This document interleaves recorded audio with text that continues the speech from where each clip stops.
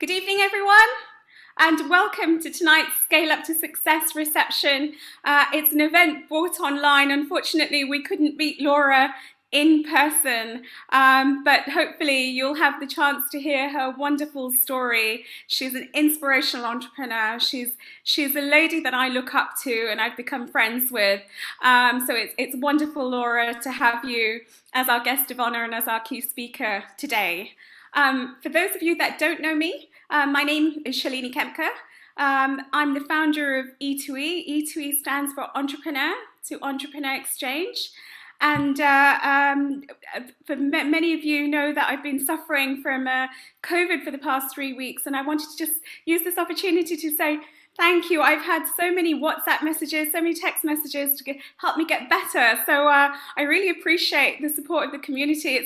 It's times like this when you're alone at home and you're without all of your surroundings. When these messages come in, it makes you feel really welcomed and loved. So thank you very much.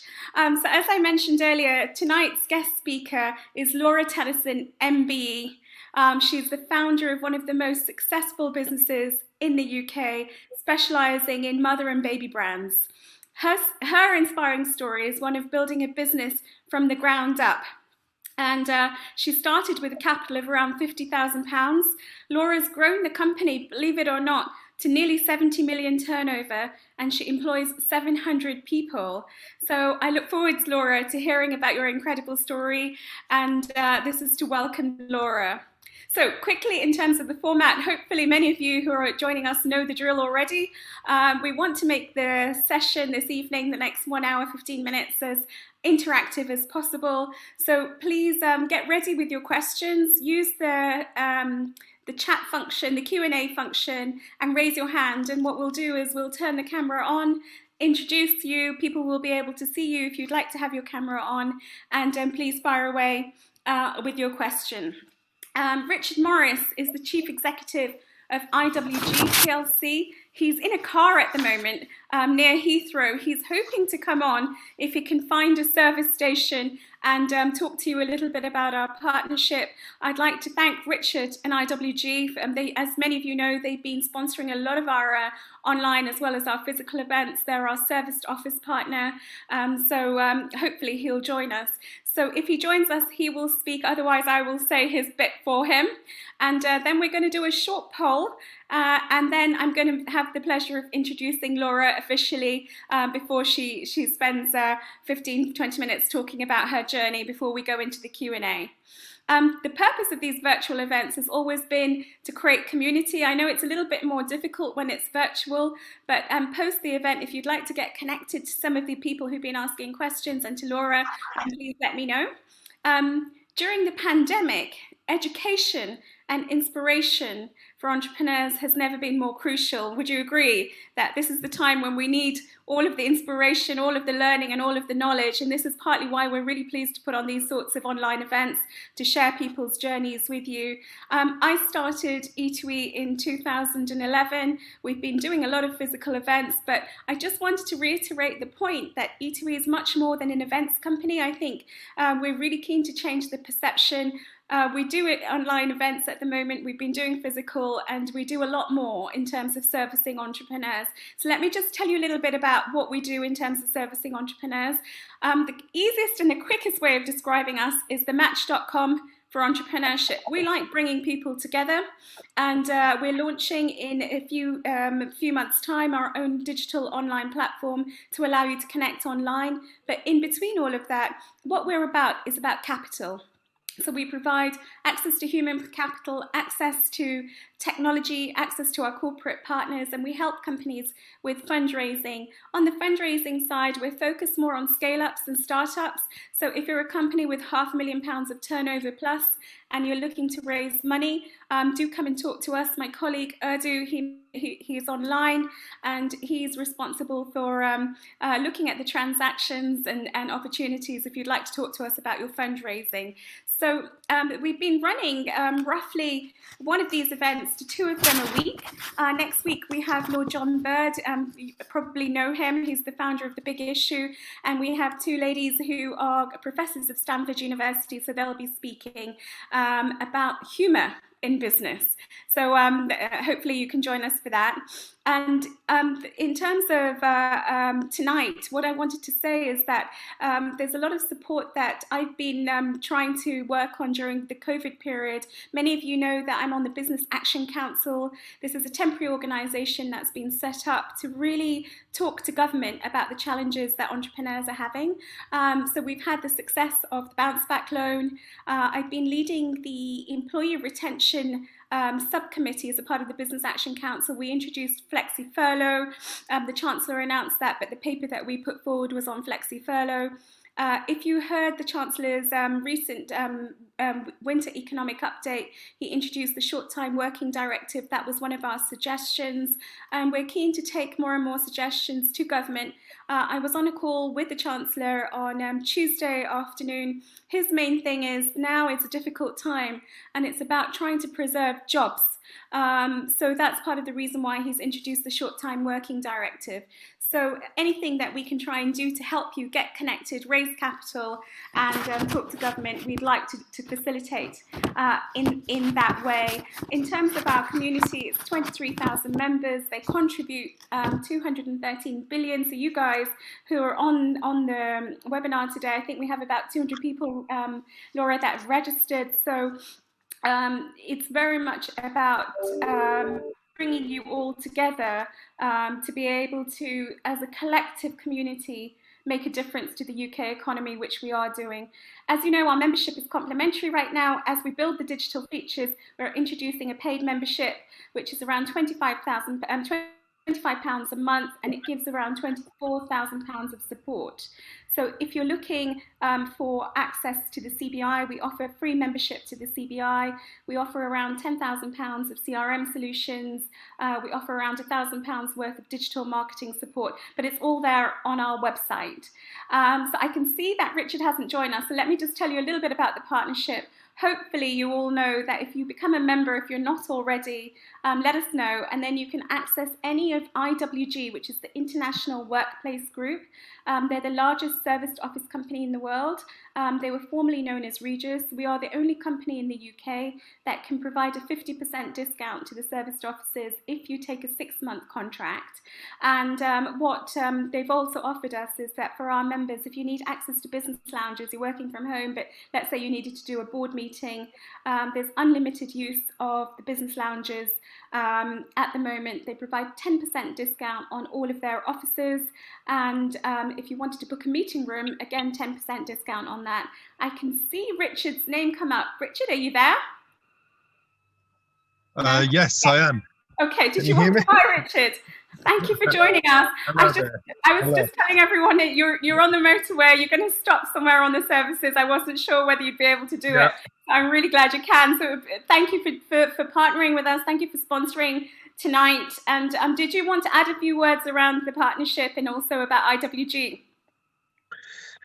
Yes, first of all, many apologies for my lateness. I did this strange thing today called commuting. Remember what that was? Seems such a time ago now before anybody did it. And anyway, it reminded me of why it's quite beneficial sometimes to work closer to home. So first of all, good evening, ladies and gentlemen. I'm Richard Morris. I'm the CEO for a company called International Workplace Group, and we're a provider of flexible workspace. So we're very proud of our partnership with E2E. And basically what we do is we help companies and businesses and business people to be more productive in how they use workspace. And we do that very simply by providing a unique network of on-demand pay-as-you-go workspace. What that looks like is a global network of 3,500 locations, which covers 120 countries, and you can access that by the hour, by the day, or however long you want, to one person, 2 people, up to 1,000 people, using a smartphone app. So it's really just taking the same kind of concept as Airbnb or Uber and accessing high quality, conveniently located workspace in all of these different locations around the world using your smartphone. In the UK, we have 400 locations across just under 100 towns and cities, and actually including motorway service stations, airports, train stations as well. And through our partnership with E2E, members can get access to some great offers. I think, Shalini, you were just covering those as I joined the call. But, you know, 10% discount on meeting rooms and day offices, free use of our business lounge network for the next 6 months, as well as 3 months free on an agreement for any of our products, whether that's a virtual office or a private office, if you sign up for a minimum of 6 months. I think in today's world, where there's a lot of uncertainty, businesses need to be flexible. We think our network of on-demand workspace plays really well into how people are going to work differently in the future.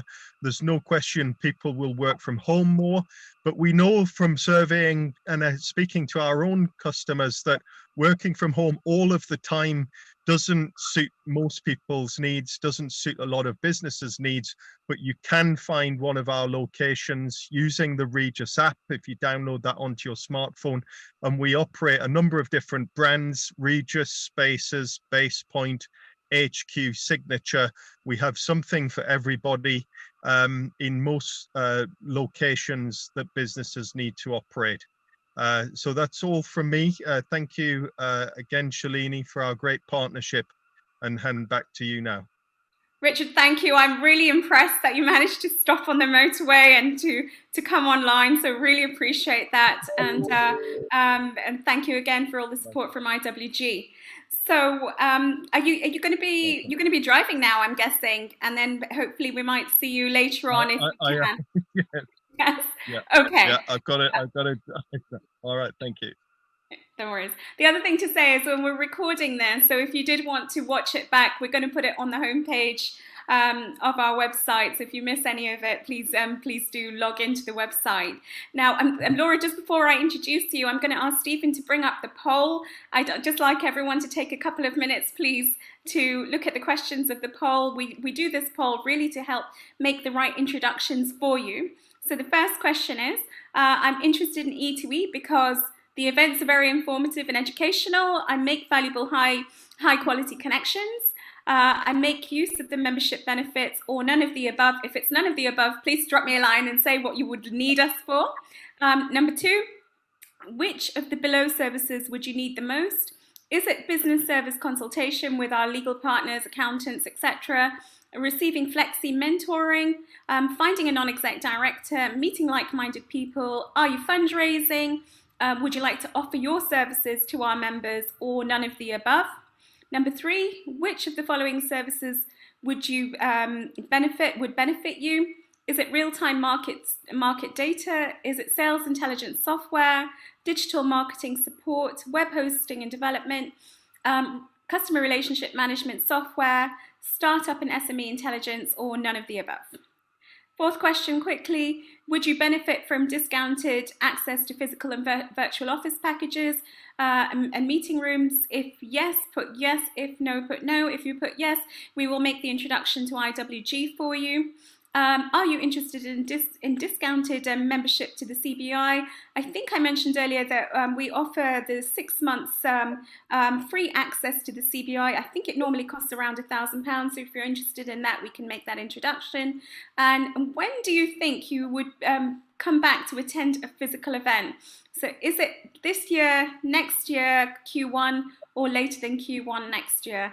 So let us know on that. Laura and I can't answer these questions, unfortunately, but I'm going to ask Stephen to leave it up for a minute or two to give you all the time to quickly put in your responses. So let me now hand over in a second to Laura Tenison MBE. So I'm just going to take a second, Laura, to introduce you. And as I mentioned earlier, she's one of the most innovative entrepreneurs in the UK. And what I've learned, having got to know her over the last 10 years, nearly, is she's also one of the most ethical entrepreneurs that I've had the pleasure of meeting. She's been very heavily involved in changing her business during COVID, and it's been wonderful to see how, unlike Marks and Spencer's and Primark, she's been doing things in a much more considered way. So Laura, I want to say thank you for that, because you've been looking after your supply chain very, very carefully, which I think is very important at this time. She's the founder and the managing director of JoJo Maman Bébé. I have to say I love the name. She's grown the company organically from startup in 1993 to become the UK's foremost niche multi-channel specialist in the pregnancy and baby market. As I mentioned earlier, she's taken the turnover to nearly £70 million. So offering fashionable maternity wear and original nursery products, gifts and toys, JoJo offers everything you need from pregnancy to preschool. Laura Tennyson is a trustee as well of the Nima Foundation, a charity based in Mozambique, which helps relieve child poverty and protects the environment.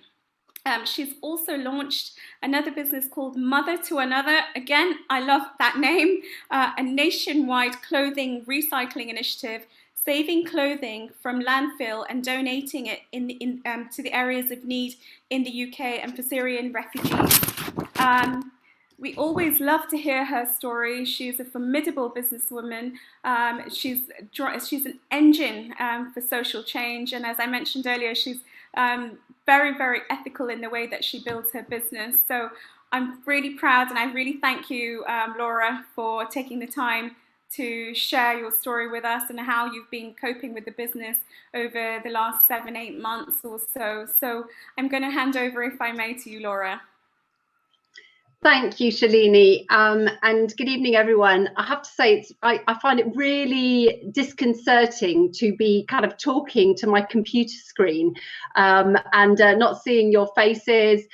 When you're giving a speech, you actually tend to sort of react to the audience, and if the audience think you're funny or entertaining or whatever, you then kind of ad-lib a little bit more. So I do find it. I don't like this way of giving speeches. I much prefer face-to-face, but obviously needs must. And we do have the advantage that, as we just saw, Richard, my co-speaker, was stuck in his car, and I'm actually stuck up a mountain in Wales. We are on lockdown. I have to go into our head office and distribution centre for emergency work, but today I had a lot of paperwork. So there are some advantages to being up a mountain, apart from the fact that reception can be bad. So apologies if I go a bit fuzzy. I've got a satellite dish because I have absolutely no reception up here. I'm on the top of the world, but the reception's very bad, and I have a satellite for my Wi-Fi. So really interesting to hear what Shalini's got in store for you all. And in fact, by coincidence, one of the people she says is talking in a couple of weeks' time are the two American professors, I think they're from Harvard, who have written a book on humour in business. By coincidence, I ordered the book. It arrived from Waterstones this morning, so I am delighted that they're going to be talking, and I might just have to delve into that one because I do think humour in business is essential. So, right, 27 years ago, I launched JoJo as a flat share startup. I'd like to call it a kitchen table startup, but I didn't have a kitchen table, so it was a flat share. We were at the tail end of a long recession, and it was really, really hard to find a good job. So especially if you had a checkered education like I did. I didn't go to university. I'd been to about 7 schools, often leaving at short notice for various reasons. Of course, these days I'd probably be called ADHD or ADD or maybe dyslexic. I would have had something to sort of to give me an excuse for. Basically, in those days, they could call you naughty. And anyway, so I might have been quite disruptive at school. But one of the things that I knew to do was to question and to push boundaries. And I learned to accept I learned that I would never accept no for an answer. Now, of course, this is really frustrating for teachers or the parents of teenage children. Some of you who are parents today may kind of be, or teachers maybe out there may realise actually what a nightmare is. But it's now well known that that sort of frustration at classical education, and also pushing of boundaries and being really determined, is a well-known entrepreneurial characteristic. And I actually think I might have been a bit of a pain for my teachers, but in fact I learned a lot through that period, and I learned that running my own business was probably the best way that I was going to be able to stay in a job. Because yeah, I think well, I obviously can't sack myself, although we are quite democratic, so I'm always waiting for my board of directors to try and vote me off, which would be an interesting situation. It hasn't happened yet, thank God. Anyway, the situation today, for those of you who are just starting out on your careers, or maybe trying to scale up your business, is probably, I would say, it must be like wading through treacle. It's so vital for us to remember that each time we hit one of these kind of, you know, the cyclical nature of the up and down of business, we have to remember that things will get better. We will recover. You know, no matter how much we think that we will never get out of this mess. History tells another story. We've been in just horrendous recessions before. You know, I started JoJo in my early 20s, and in the depths of this, or just in the depths of this Great Recession, when the truth was I really probably couldn't get a job. It was really very difficult to get a job if you didn't have a good education, if you didn't have a degree like I didn't. I had been turned down for a loan from 5 high street banks. In those days, the banks actually had the gall to say to a young woman starting out that I was too young, and I should ask my father for assistance if I wanted to start a business, which actually, as it happened, I did ask my father, and he spent about 5 months before he decided that no, I want to just go and get a proper job. Eventually one of my brothers lent me £2,000, and it was with that £2,000 that I started my first business. So that was a couple of decades ago, and now, of course, we've grown JoJo from a startup to where we are today, with sales across the world. And of course, we have done that by creating a unique brand. We create our unique designs. We have about 1,000 new designs every season, or at least 1,000 new styles every season, which we manufacture across the world through numerous specialist factories. And we work extremely hard to protect that brand and that IP. And I guess if you have a point of difference in your business, and you are discriminatory about how you sell your product, i.e., in my case, I do not sell to one of the biggest threats to omni-channel retail of today, which are, of course, the mega online retailers. Then that point of difference is going to stand you in good stead when it comes to a downturn in the economy. If you want to buy JoJo, you have to come to us in this country. We do sell trade internationally, but in this country, we do not sell to any of the people that you might think is the right way to grow your business. In my head, I'm still working from my flat share as a sole trader, and I'm still storing stock at my parents' shed in Pontypool in South Wales, where, ironically, the reason we have a design studio in London, in Battersea, in South London, is because my flat share was actually at that time in World's End in Chelsea. My first little shared office studio that I migrated to was at World's End Studios down the end of the King's Road. Lots of very entrepreneurial, creative businesses started there. It was a hive of activity in the mid to late 90s. It was a great fun place to start a business. And but the warehouse, since I was in a flat share, couldn't be under my bed, so that turned out to be in my parents' shed on their business in Pontypool in South Wales, and that's where I am still today. So that warehouse grew from one part-time member of staff to, we now have about 90,000 square foot and about 160 warehouse operatives working there. And I suppose people would call us a global brand now. I kind of still see us as a small company. We are growing, we keep growing. The truth is, wherever you look at your business, you still there's always someone doing so much better than you, so much more successful. And so for me, life is a long journey. And when you just think you're about to reach the top of the mountain, there's another hill up above you, which is one of the reasons I live on the top of the mountain here in Wales when I'm not in London. And actually, I have been down here since March, and with the occasional trip to London. But our London team are mostly working remotely, whereas, of course, our head office and operational team here in Wales have to come into work. So anyway, we've grown through 3 recessions, and more to the point, I guess you might want to know, why are we actually in business still in the current economic climate? This year, when I'm talking to people about the company, and we tell people that we have nearly 100 stores, they actually extend sympathy to me instead of excitement and sort of patting me on the back and saying, well done, what a great business. They go, oh my God, you have 100 stores? How the hell are you coping? Well, the truth is, the best lesson I've learned in business in the past 30 years from my very first businesses I started as a teenager is that cash is king. Absolutely, no matter what you do, cash is king. And even if you're an underfunded business, as I was in the early days, I think it's so important not to extend yourself. I kind of talk about my business a little bit like the hare and the tortoise.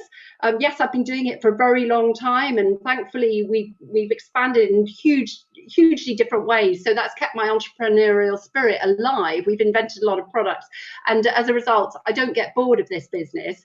But as a result, we have reinvested and reinvested and reinvested, and we've made ourselves very solid as a business. So that cash is really the most important, the top thing on my agenda, because in my experience, and it's long, disasters happen. They just happen. Disasters will happen, do happen. And even with the very best level of business planning and modeling and operational planning, things will go wrong. You know, in the past few years, retailers, we've faced the 7 plagues. It started off about 2-3 years ago with the floods. So I don't know if any of you were affected by the floods, but, you know, the floods over the last few years have become worse and worse. I mean, you know, the number of stores that I have been up to my thighs in muddy water in, and all sorts of other things, because actually quite often it's the stock rooms which are in the cellars, and it's not just water, I can tell you, but there's a whole load of shit that floats in when things flood. It's not nice. So we've had the floods, we've had trade wars, you know, this whole mess with our American business and the imports from, you know, the import duties. It's been a nightmare. Of course, we've got Brexit. We've got ever more complex legislation and employment law, insurmountable compliance rules. You know, making baby clothes used to be a matter of making baby clothes. They used to look cute. Now, the legislation, the compliance laws, the safety regulations, all for a good reason, but we still got to get through the work. Then, of course, we've got the march of Amazon and the other online giants. And finally, of course, you know, the last and the biggest of the plagues is, of course, the coronavirus plague. So in comparison to the previous recessions I've been through, we have to admit that things are pretty damn bad now. So, you know, how do we stay positive? Well, out of adversity comes opportunity. And, you know, the entrepreneurial spirit runs high amongst the diverse population of this small island we all live in. I love the fact that we have you know, such a diverse nature, particularly in the business community. You know, when Angela Merkel was accepting the Syrians into Germany, I wasn't thinking about people claiming benefits, and I wasn't worried about all those asylum seekers. I was thinking, wow, those guys are the ones who are walking out of Syria in a terrible situation. They are the entrepreneurs of the future for Germany. They are the hardworking population who are going to want their children to go to university. And I was thinking we should be more open to immigration. And in the entrepreneurial community, it is probably one of the most diverse communities in this country, and I'm really proud of that fact.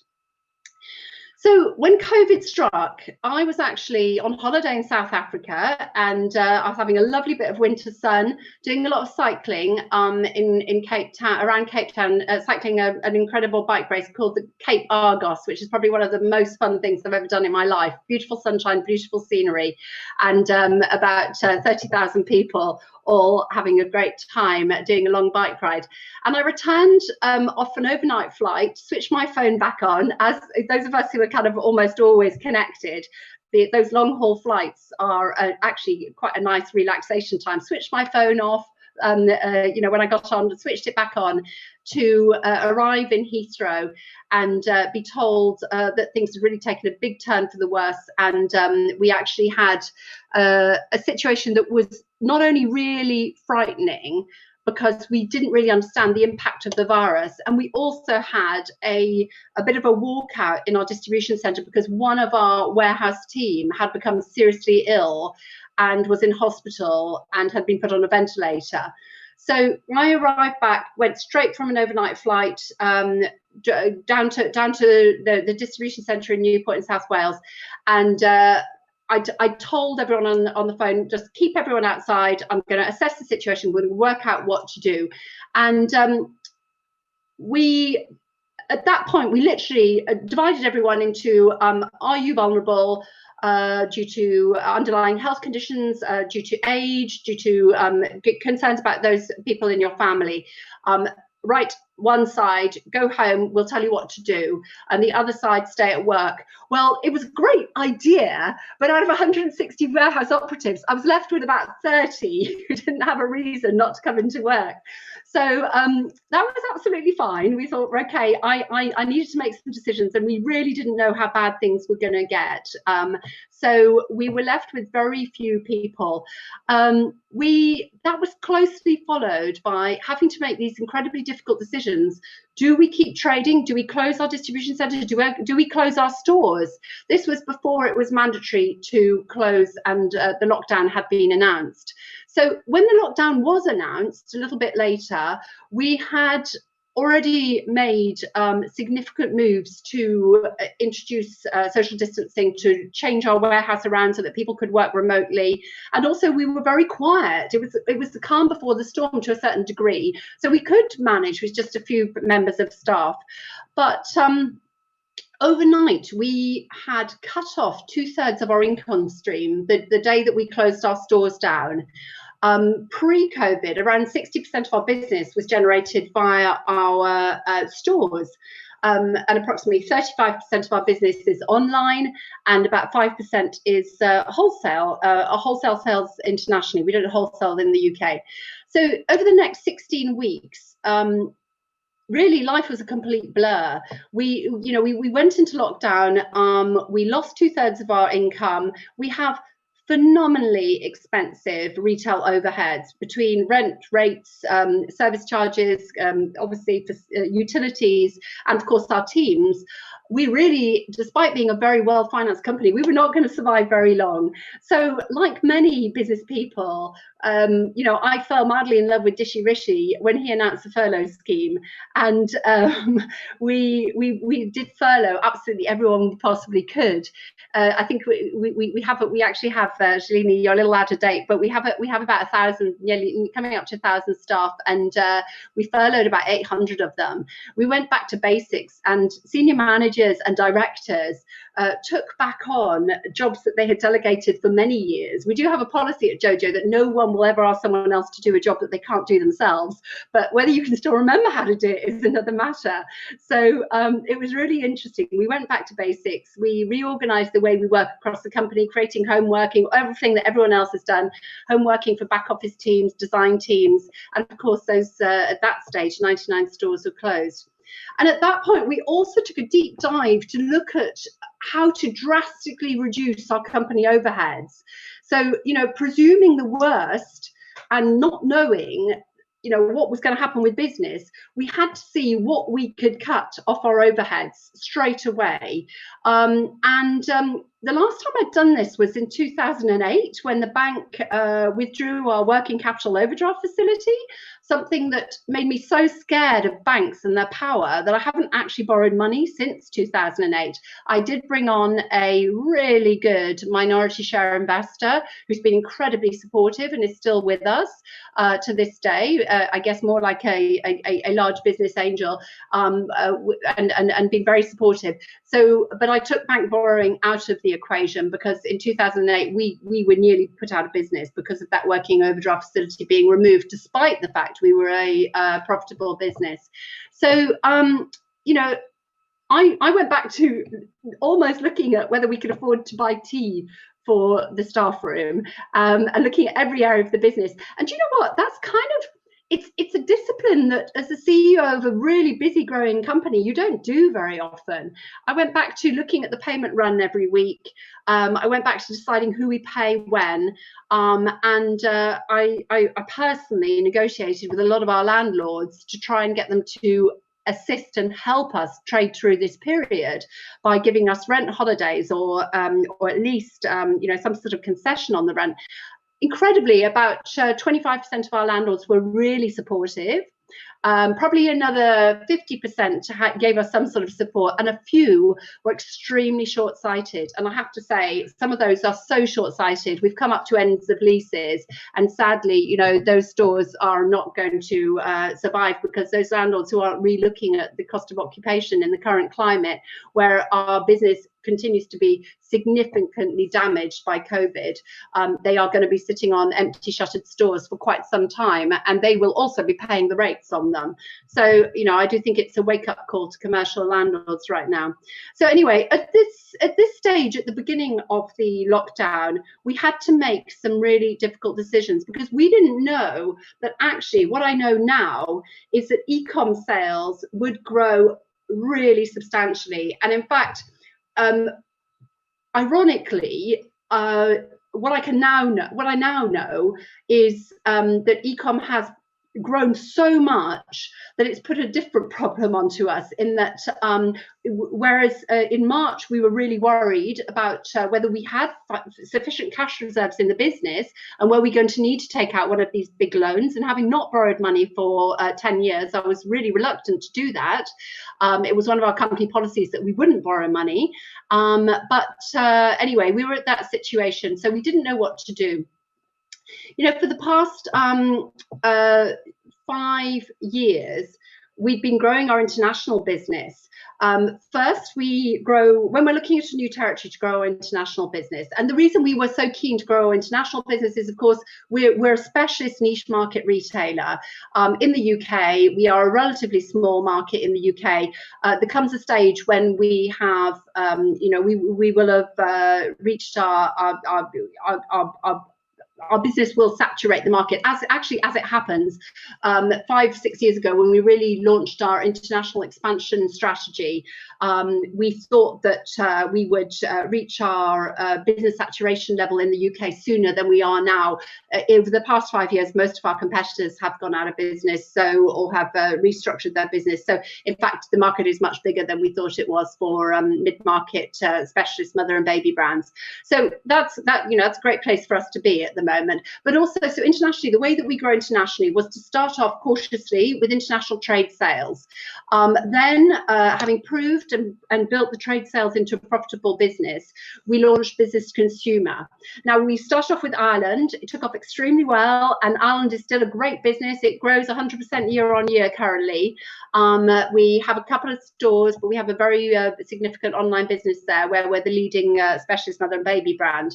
We then moved to the US, and like many retailers, British UK retailers, we wanted the US to be a good market for us. It looks so positive, and of course it's a huge market, and it's it's one that's very attractive. Wholesale did really well, and we grew wholesale significantly, but we had launched business to consumer with a distribution center and a small chain of stores. And one thing that we one of the easiest ways to stop spending money in March this year was to pull the plug on that American business. And I'd spent 5 years of literally blood, sweat, tears, literally going back to building stores myself, to get that business off the ground. We'd also invested many millions of pounds in the business, money that I could have, I suppose, spent on myself or taken out of the business, but that's not the way I like to work. So anyway, we decided that the easiest way to save and safeguard our UK business when we were going through that period where 60% of our income was cut off overnight was to stop the US business. So actually, we made the decision. It may have been rash and quick, but by July this year, we had made our teams redundant out there, paid all our suppliers, and the whole of the business to consumer business was closed down. We continued with the wholesale business, and we do still have JoJo Maman Bébé Inc. running. It's got a great amount of loss sitting there that we can be profitable on our wholesale business for many years without having to pay tax. But and maybe at some stage we will relaunch the business to consumer business.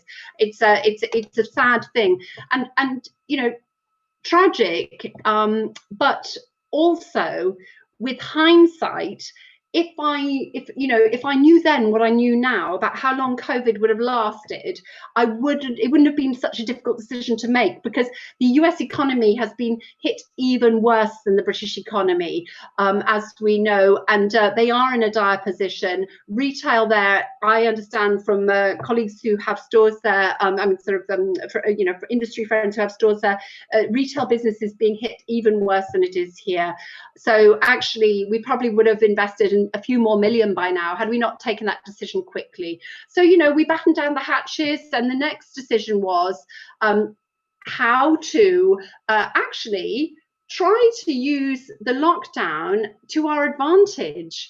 And of course, I don't want to undermine the significance of this horrendous situation that we're all finding ourselves in, or the terrible sadness,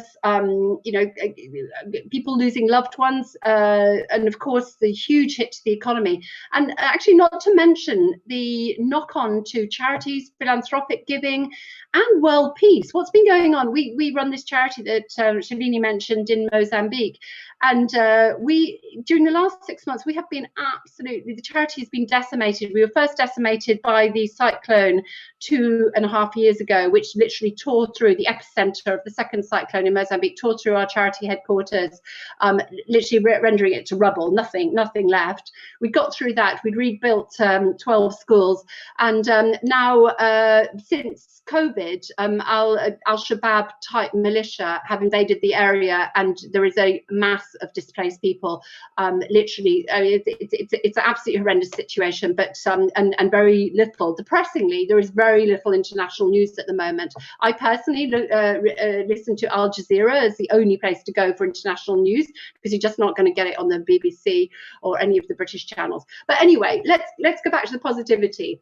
So the current situation does present opportunities, and despite all the hideousness, you know, it is actually, ironically, it's an amazing time to invest in growth strategies if you can. I appreciate you've got to find a backer if you don't have cash reserves of your own.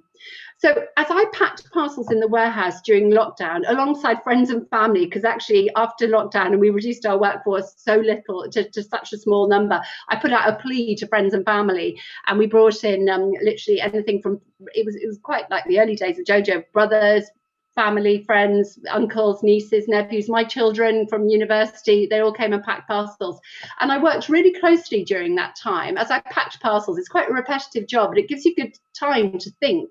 And I worked really closely with our IT department and with our operations department to actually push new business development, and to push those projects forward, because in a weird way, yes, we were incredibly busy because e-com doubled in overnight during some weeks, not consistently during the period, but during some weeks e-com has really gone up exponentially, which has caused operational issues from us. If anyone's a customer and they haven't been able to get through on the telephone to customer service, I apologize, but you know, it's a situation that was unprecedented. We still don't expect it. The recent lockdown again in the last 2 weeks has really taken its toll, and we're much busier than we forecast. So during that time, though, I was working in operations, which I think as an entrepreneur is a great time for you to actually think, how can you do things better? How can you push new services? How can you push new IT development, which will deliver operational improvements? And ultimately, when you're really short of money, it's a good time to concentrate on how you can save money.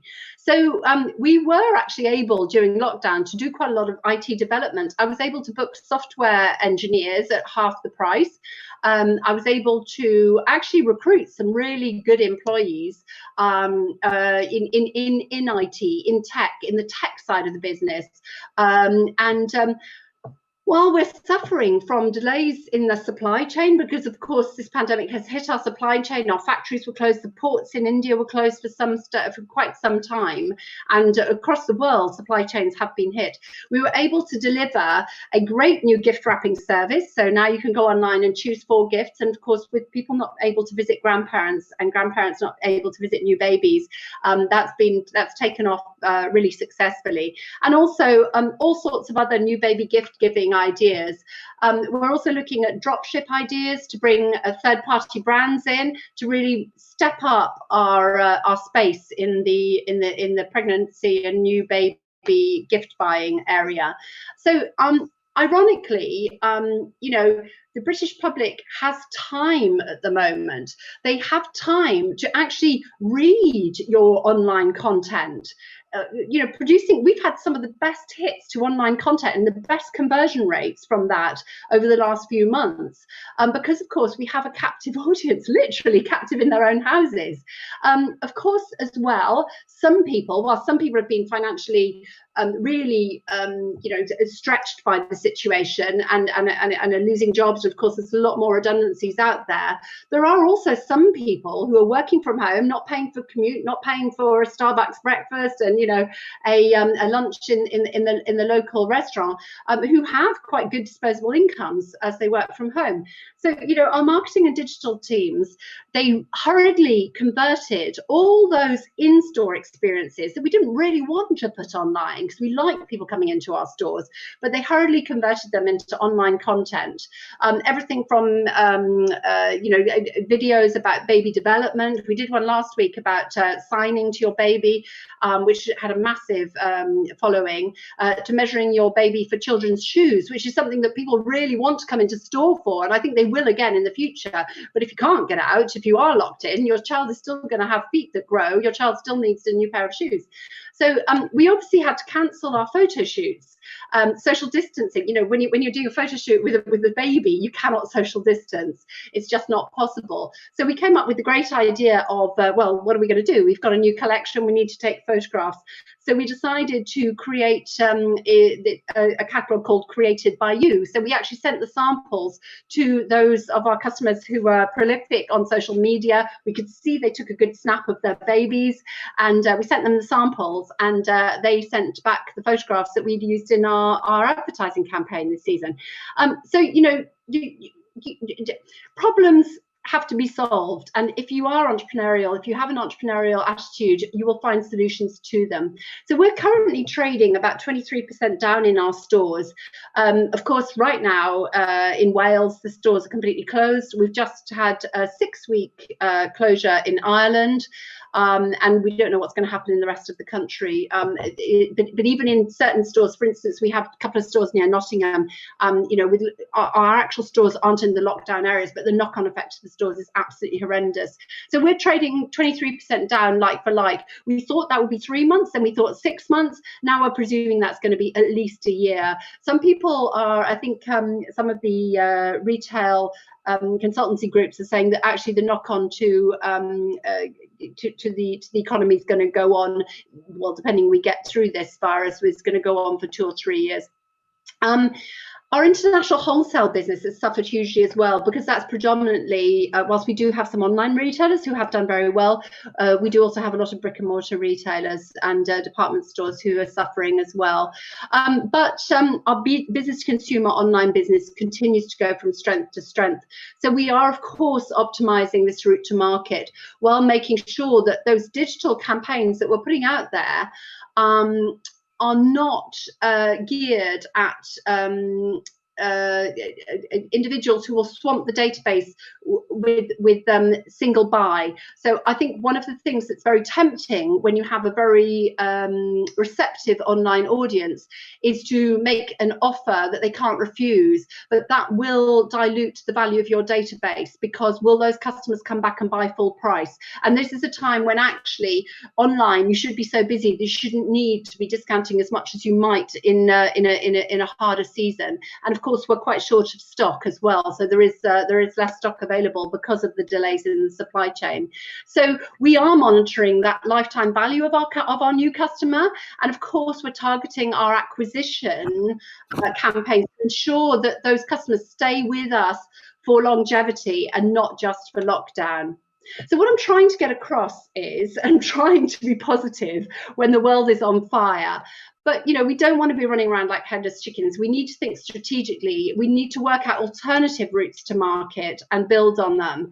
And this is a time where actually fast moving, smaller entrepreneurial businesses can make inroads against the competition and compete against maybe more clunky, larger corporate businesses.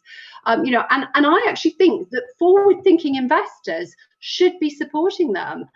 You know, at the height of the pandemic, when I was really head in hands, not knowing where we were going to go, I went to see my investor and, you know, almost kind of, well, at a social distance and in his garden, of course, but cry on his shoulder.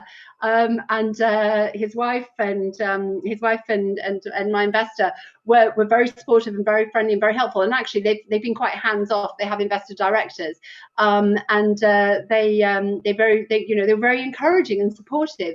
And I think that forward-thinking investors should be supporting good companies now. Of course, some companies will go to the wall, and but as I keep saying, you need to be innovative and I don't know, if you run one coffee shop and you're in the middle of the city centre in Bristol or city centre in London or whatever, I just don't know what you do, because there's only so much takeaway coffee you can do, and it's not really going to pay your rent. But I think talking to your commercial landlords is important. In the early years of JoJo, when nursery products were at their infancy, I found that having my own children was a fantastic opportunity to come up with great new ideas and to make life as a parent a bit easier. And JoJo has obviously been synonymous with conceiving and developing brilliant ideas for parents. We take credit for bringing so many of those ideas to to being household essentials. So many of those household essentials that those of you who are parents use started with the JoJo idea, or something that was an innovative invention by a third-party supplier, sometimes a single parent who'd come to us with the idea, and we'd help them bring it to market and teach them how to do it and offer them their first order in order to support their investment in the development. For instance, let's just think. So in the early years, we were one of the first companies to market baby sleeping bags. So before JoJo, it was commonplace to put your little one in a blanket in their cot. And of course, what happened was the babies would kick their blankets off at night, then they would get cold and wake up crying. Now, of course, when my first baby woke me up in the night crying, I would, of course, wake up too. And the way my brain works was to think, right, how do I stop him kicking his covers off? Because then he won't wake up and I won't wake up, and we'll all be, you know, a lot better off, because after a 12-hour day working, and a lot of that with a baby sitting on your lap, you find out solutions.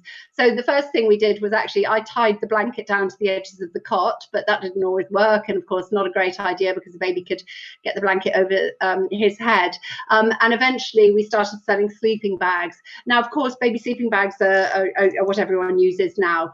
You know, throughout that steep learning curve of having my own children and developing all these products, we got a lot of things wrong. Things went wrong often, and it was only by kind of laughing and to a certain degree crying when things went wrong with my teams that I got through those early years, especially when I was absolutely shattered, having had babies. Fortunately, both my boys were born on a Friday, which meant that I got the weekend off. But when it's your company, and many of you all know, there's no such thing as maternity leave. So anyway, of course, I did look after my children, and I did breastfeed them. Please don't send me any ideas. I would absolutely advocate everyone takes maternity leave, and nowadays I wouldn't do it again, but 20 years ago life was very different. So you know, our JoJo people became my passion. I was so grateful for the way that they helped me and stood alongside me in those early years. And you know, our ethos at JoJo became to put our people first. That was cemented. Our other mantra is to waste not, want not. That was one of my mother's great sayings as I grew up. And as a business, we've always operated on minimum waste. In the early days, we were undercapitalized. We couldn't afford to waste. So of course we recycled our boxes for packaging, etc., etc. And my catchphrase to my teams was, don't throw that out. And this frugality has coloured all our decisions. And long before I even knew the term climate change, I think long before it even existed. Yeah. I've got lots and lots of questions, lots of people asking questions. So I'm gonna ask if I could get them on camera and ask you the questions, if I may. All right. I've got 2 more seconds, and then let me just finish. So basically what I was saying was, we put people above profit, and then we put the planet above the profit. And that's just the JoJo way of doing business. And that's kind of where our ethos started, and where we are today. And of course, it's become ubiquitous for most companies. Whether they actually live that ethos right through is another matter. But anyway, a triple bottom line is where we are now, which is why we became a B Corp. And if people don't know what a certified B Corporation is, please look it up. But Shalini, am I talking too long? Is that what you're trying to say? Can I just say, you are a bundle of positivity, and the advice that you've given us, you've really transformed the business. You've been very, very strategic. You've been very, very operational, and you've given us a huge amount of great advice, which I can't thank you enough for. I just, because I know, I can see the questions are coming through. No, you're welcome. I had no idea how long I was talking for, but anyway, far away. It's been really, really informative. So I'm going to start with Curl. I can see Curl. I'm going to move on to Alpa. Then I'm going to ask Sheetal Walsh to come online, and then hopefully we can have enough time for Eunice and a few other of our members. So Curl, I'm going to ask everyone to just quickly introduce themselves. Keep the questions short. Laura, your answers succinct, and then we can try and get in at least 5 or 6 people. Great, Curl. Okay. Hi, how are you? Okay, I'm fine, thank you, Shalini. Good to see you. Laura, absolutely amazing talk. I feel very inspired. Wow, what an attitude. And you've embodied everything an entrepreneur should have, which is your IT, marketing, strategy, CEO, and chief bottle washer. So well done to you. You mentioned about forward-thinking investors. So my question twofold. One, do you think that investors and banks specifically talk us into a recession? And second question, where do you get your values from? Where do you think you pick them up? Because they come across very, very strongly in everything you talk about. Well, I mean, I don't think investors or banks talked us into the recession. I mean, the recession is directly directly attributed to COVID, wasn't it? So I think we do have a weird attitude to investment in this country. And if you compare our business, the level of investment in business compared to somewhere like Germany, where we have far more family-owned companies, people invest for longevity. The fact that so many investors are looking at short-term returns, a 3 to 5 year window to get a return on your capital does not mean you're building a company for longevity. My investor's been with us 10 years now, and maybe that's a little bit longer than they would have liked, but every time they think they might move on, something happens, and as you know, it's cyclical. But I think right now COVID is a big problem, but I also think our investors will hopefully look more long term, because I think that's so important to build businesses. I do think that having a business that is going to be built for longevity means that you actually have those values instilled in it. If you're only running a company for profit, then how the hell do you look after your teams? How do you, why would you bother with profit share? Just pay everyone the maximum salary that you can get away with. Or those people at the top, pay the marketeers the maximum salary. Don't bother about your workforce. And where do I get my values from? Well, probably put it down to my mother. She had a sharp hand and a sharp tongue, but a loving heart. I can tell you that's Laura's DNA, her values, and she's always said that consistently. Purpose over profit. Thank you, Laura. I'm going to move on. Curl, if I may. Thank you. I'm going to move on to Alpa. Good evening, everyone, and good evening, Laura. Fantastic talk. I do restructuring work, so it's really quite interesting to hear your story and all the restructuring steps you've taken. Just talking to clients at the moment, I'd be really interested in what your predictions are and what the trends are going to be for next year. You sort of muted 2 to 3 years, really. I'm hoping we're going to start seeing a bit of an upturn next year. So just wanted to understand your thoughts. Well, you see, it's so ironic because some parts of the economy are absolutely flying, and other parts are really struggling. I think the biggest issue I have is, are we really going to change the way we work to the extent that some people are predicting? I personally believe we need to encourage. I was very in favour of the government encouraging people back into the workplace, because that does, you know, boost the economy massively. There are so many businesses rely on us working in the city centres or in the workplace. Of course, we've got to balance that with the pandemic, but we need to just get everything in proportion.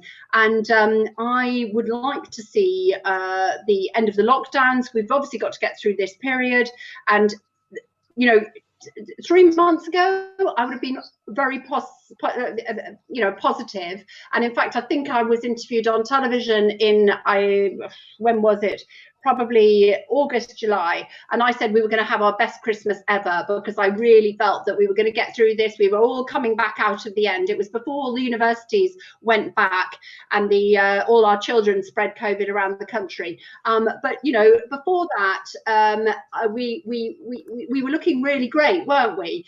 So I don't know right now, and I do think that we've got to get through this winter, but maybe next Christmas will be the best Christmas ever. I'm not positive at the moment. I'm not positive about retail, but I am absolutely keeping retail in our portfolio. We are doing everything possible to save our jobs and save our stores, because I believe that omnichannel. I think you're going to be all right, because they're predicting as a result of lockdown there's going to be a big baby boom. I'll leave it at that. I absolutely, we are having a baby boom already. Yeah, it's all coming. Alpha, thank you. Thank you very much. It's a huge pleasure. I have Sheetal Walsh next. I'm fortunate enough to work alongside her as a deal maker for the UK government. She is in Canada. I'm in London. There's 14 of us.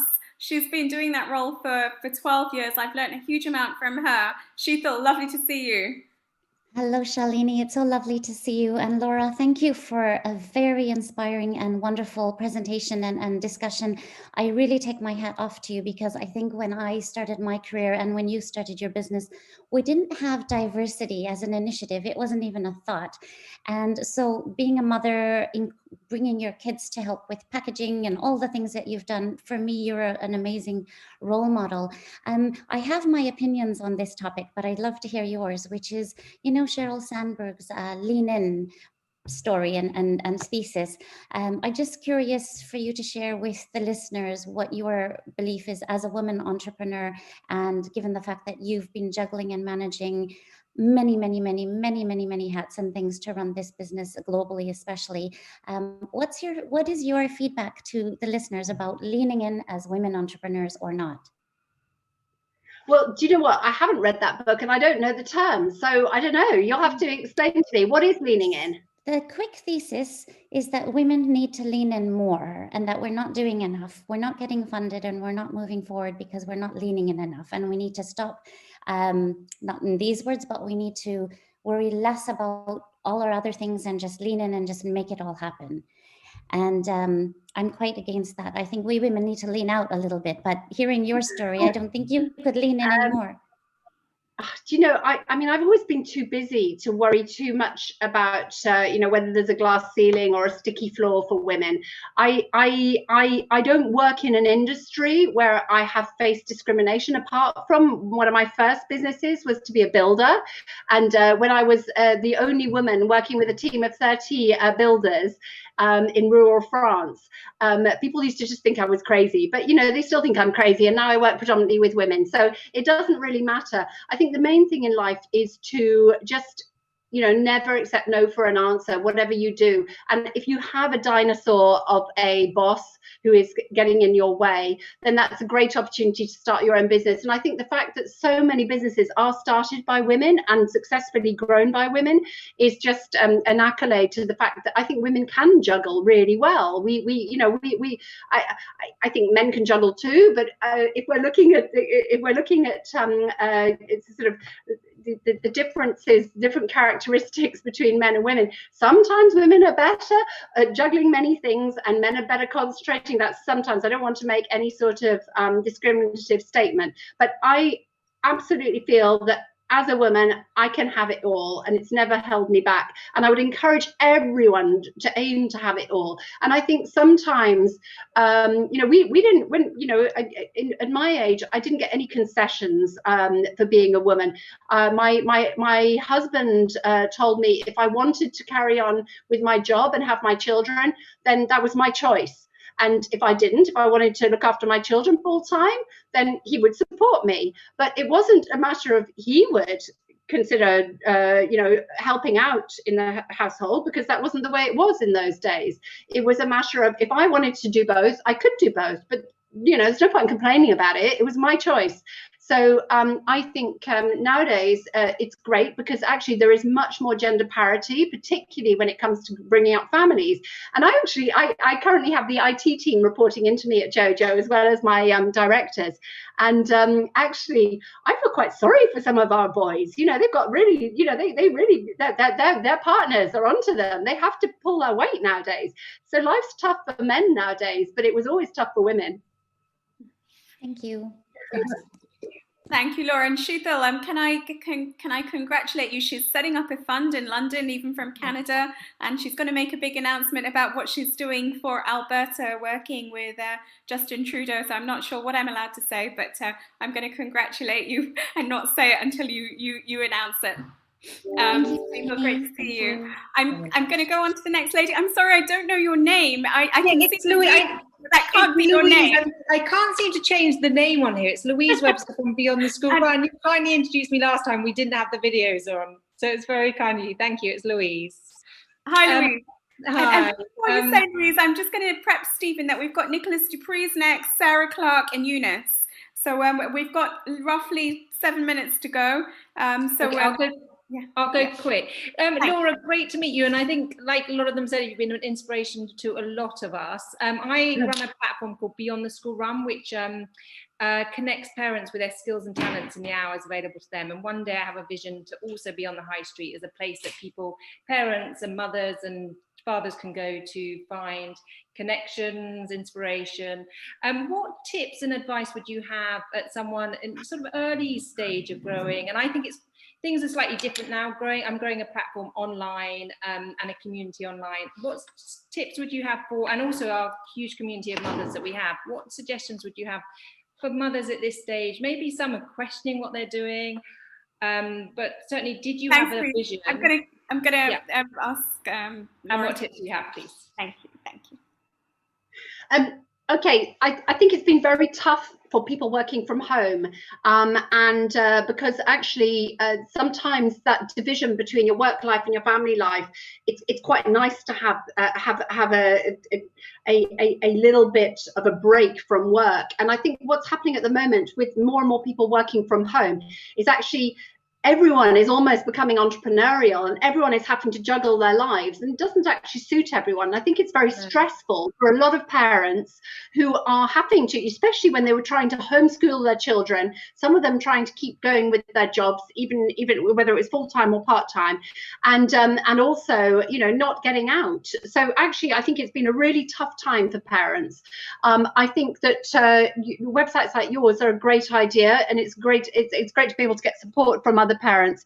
But I do hope, I really hope for everyone's sake, that we will go back to having more physical contact and physical meetups, because I genuinely think that it is unhealthy to continue with this digital age. Right now, I feel, you know, it's so exclusive. If we were in a room with all 200 people who subscribe to this evening, it would be a break. It would be fun. It would be a bit of entertainment. And human beings are sociable animals. So I think that right now it's very, very tough. And I think the only thing that you can do is take a lot of exercise and get out as much as you can, and just try and keep talking to people and keep being innovative and thinking of new ideas, and not just kind of live in this horrible digital world of watching other people on social media who appear to be more successful than you. Because actually, I think social media is really useful for engaging with your customer base, but it's also very unhealthy for your, you know, you need to divide your leisure time from your work time. And if you're doing it all day for work and then you're doing it for your leisure time as well, it's so unhealthy. So I hope to God we get through it as quickly as possible, and we go back to actually coming into the workplace. I'm not actually, you know, we are not unanimous on the board with this theory. I have several directors who are absolutely loving not having to come into work, and they find that they manage their teams just as well using Teams or Zoom or whatever. Personally, that's not the way we've ever run JoJo, and it's very difficult to get. One of the reasons that I was so fascinated by this book about humour in business, it's really difficult to get humour into a Zoom meeting, and I just think it's very unhealthy. So I think whatever you do, just try and keep your spirits up, and you know, we need to get out of this mess. Yeah, actually, I've got a book called A New Way for Mothers, and in there's so many tips and suggestions on working from home and how you sort of maintain. And I think it's so important to, I agree, I think people should be face to face, but at the same time, for those that can't, and often it is when you have children and you out of this scenario, you need to have techniques and ways to kind of keep yourself kind of focused. Thank you for all the inspiration. Thank you. All right, thank you. Thank you, Louise. Thank you. And we're going to go on to Nicholas in a second, and then Sarah Clark. And if we have time, we can take one more question from Eunice. So Nick, hi, how are you doing? I'm very well, thanks. Thank you for the talk. It's very, very interesting and very fascinating to listen to. I've just got a quick question about, as a startup, do you think you need to rely on seeding investment, or do you think it's possible to build your brand without getting that initial capital to help grow and scale your business? Well, if you can manage without investment at the beginning, I think that's really important. I didn't bring in my first round of investment until we turned over about 24 million. So I grew organically until that stage. That built up from a £2,000 loan, but I did reinvest heavily. I still had a mortgage on my house. I drove a 20-year-old car. Every penny that we made was back into the business. But also right from the very start, when I left my first job, and I had a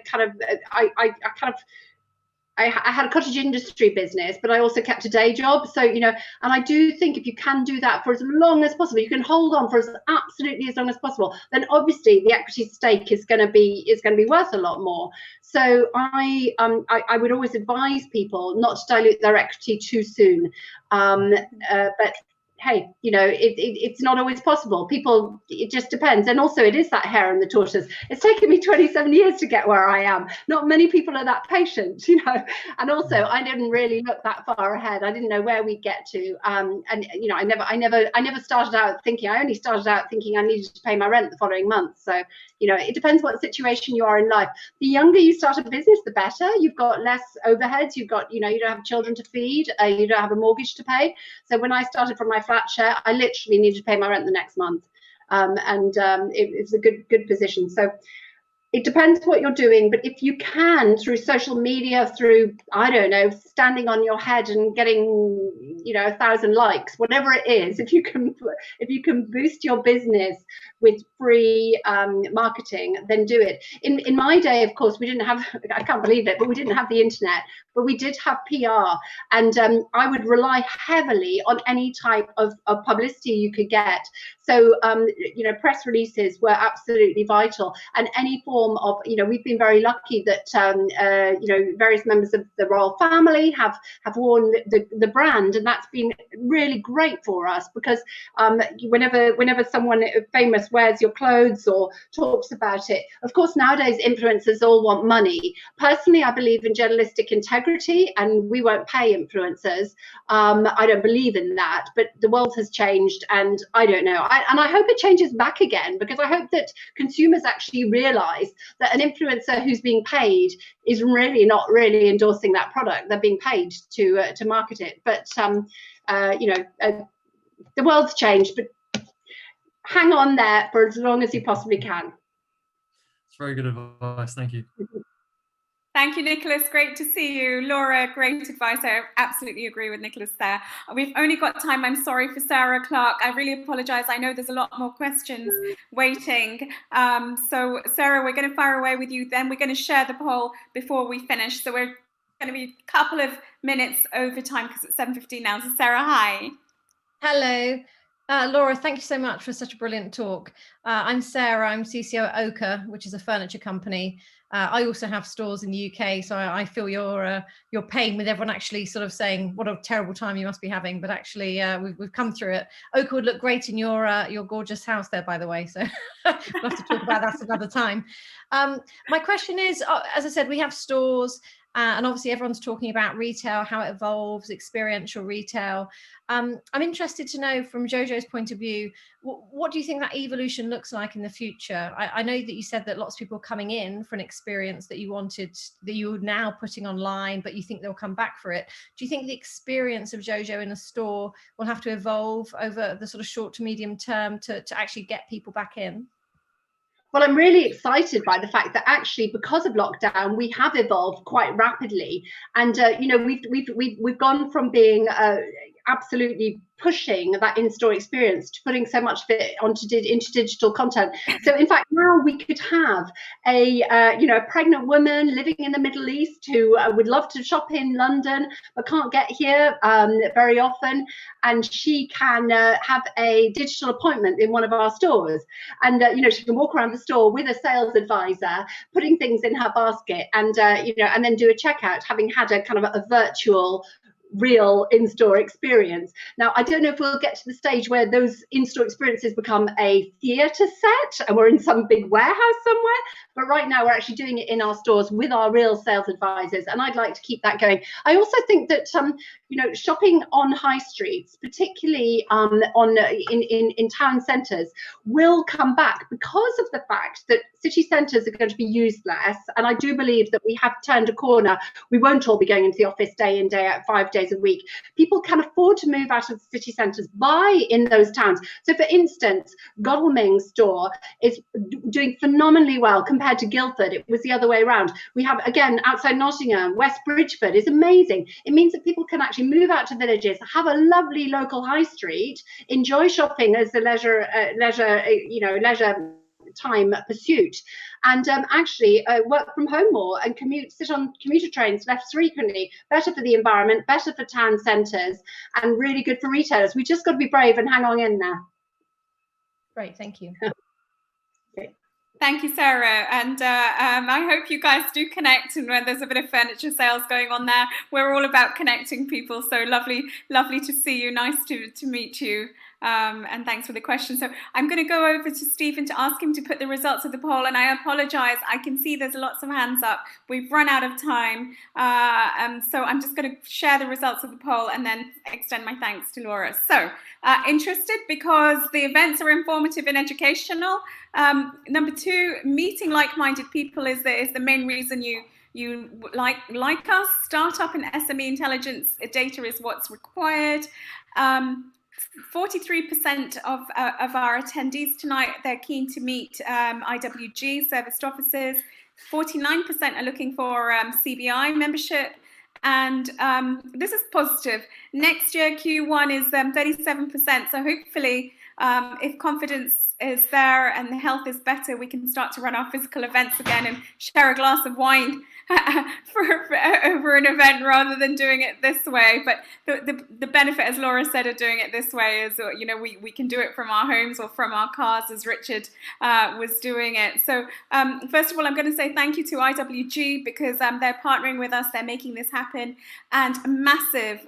When I started the introduction, I said that Laura was inspirational. Not only is she inspirational, she's hugely innovative, and education, turning knowledge into wisdom, is one of our mottos, Laura. And what you've done in an hour and 15 minutes, you've given us huge amount of wisdom. So on behalf of everybody on tonight, I want to say thank you, and on behalf of our board as well, to say thank you. And I'm absolutely impressed with the way I was thinking, gosh, you must be going through the hardest time possible. You have been going through a very tough time, but you have transformed so many things within JoJo Maman Bébé. So I encourage everyone, if you've got children, if you've got Christmas gifts coming up for nieces and nephews, etc., please do support Laura as well through JoJo Maman Bébé. And Laura, thank you. Thank you. Thank you very much. It's been amazing. The internet worked fine, even though you're on a mountain. So really happy with that. Thank you very much, guys. Next week is John Bird, and we have the two professors from Stanford University on humour. That's on the 4th of November, followed by Pontus Nurin, who sold his business to Blackstone. It's called Cloud Reach, but have a look at our website. And if you're not a member, do write to us. We will opt you in to become a member. It's complimentary for now. So wishing you all very well and a lovely evening. And Laura, I'm hoping to see you soon to take you out for a lunch or something nice. Right. Thank you, guys. Thank you very okay. much. Thank you. Thank you. Bye, Laura.